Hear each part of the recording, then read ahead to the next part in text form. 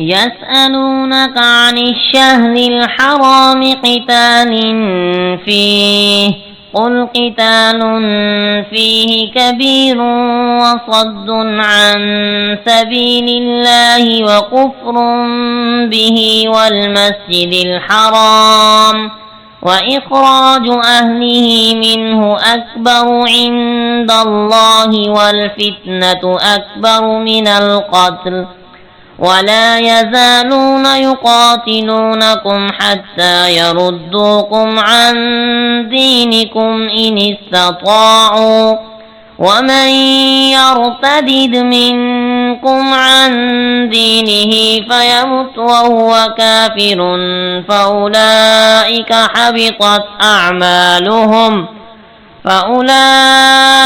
حبطت أعمالهم في الدنيا والآخرة وأولئك أصحاب النار هم فيها خالدون۔ لوگ آپ سے ماہ حرام میں قتال کے متعلق حکم پوچھتے ہیں، فرما دیجئے اس میں قتال کرنا بڑا گناہ ہے، اور اللہ کی راہ سے روکنا اور اللہ اور مسجد حرام سے کفر کرنا اور اس کے رہنے والوں کو اس سے نکالنا اللہ کے نزدیک بہت بڑا گناہ ہے، اور ان کے کفر کا فساد قتل سے زیادہ سخت ہے، اور وہ ہمیشہ تم سے لڑتے رہیں گے یہاں تک کہ وہ تمہیں تمہارے دین سے لوٹا دیں اگر قوت پائیں، اور تم میں سے جو مرتد ہو جائے اپنے دین سے پھر وہ کافر ہونے کی حالت میں مر جائے تو ان لوگوں کے اچھے عمل ضائع ہو گئے دنیا و آخرت میں، اور وہ دوزخی ہیں، اس میں ہمیشہ رہیں گے۔ ان الذين آمنوا والذين هاجروا وجاهدوا في سبيل الله اولئك يرجون رحمة الله واللہ غفور رحیم۔ بے شک وہ لوگ جو ایمان لائے اور جنہوں نے ہجرت کی اور اللہ کی راہ میں جہاد کیا، وہ لوگ اللہ کی رحمت کی امید رکھتے ہیں،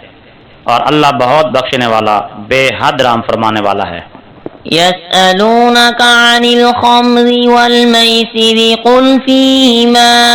إثم كبير ومنافع للناس وإثمهما أكبر من نفعهما ويسألونك ماذا ينفقون قل العفو كذلك يبين الله لكم الآيات لعلكم تتفكرون۔ لوگ آپ سے شراب اور جوئے کے متعلق پوچھتے ہیں، فرما دیجئے ان دونوں میں بڑا گناہ ہے، اور لوگوں کے لیے کچھ فائدے بھی ہیں، اور ان کا گناہ ان کے فائدے سے بڑا ہے، اور آپ سے پوچھتے ہیں کیا خرچ کریں، آپ فرما دیں جو آسان ہو۔ اسی طرح اللہ تمہارے لیے اپنی آیات احکام بیان فرماتا ہے تاکہ تم غور و فکر کرو۔ فی الدنیا والآخرة ويسألونك عن اليتامى قل إصلاح لهم خير وإن تخالطوهم فإخوانكم والله يعلم المفسد من المصلح وَلَوْ شَاءَ اللَّهُ لَأَعْنَتَكُمْ إِنَّ اللَّهَ عَزِيزٌ حَكِيمٌ۔ دنیا اور آخرت کے کاموں میں، اور آپ سے یتیموں کے بارے میں پوچھتے ہیں، فرما دیجئے ان کی اصلاح بہتر ہے، اور اگر ان کی بھلائی کے لیے خرچ میں تم انہیں اپنے ساتھ ملا لو تو وہ تمہارے بھائی ہیں، اور اللہ خوب جانتا ہے فساد کرنے والوں کو اصلاح کرنے والے سے، اور اگر اللہ چاہتا تو تمہیں ضرور سختی میں ڈال دیتا، بے شک اللہ بہت غالب ہے، بڑی حکمت والا۔ وَلَا تَنكِحُوا الْمُشْرِكَاتِ حَتَّى يُؤْمِنَّ وَلَأَمَةٌ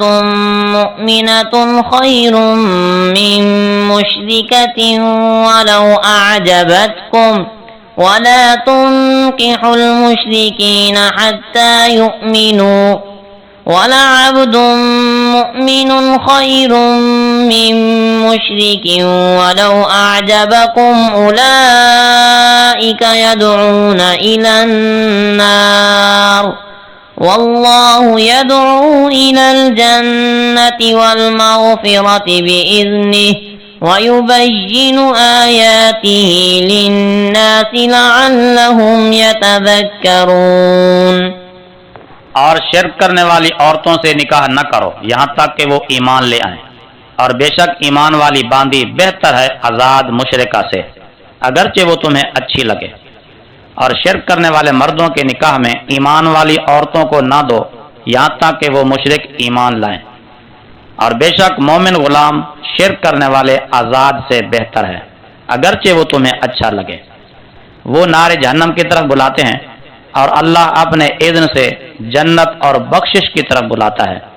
اور اپنی آیتیں لوگوں کے لیے بیان فرماتا ہے تاکہ وہ نصیحت قبول کریں۔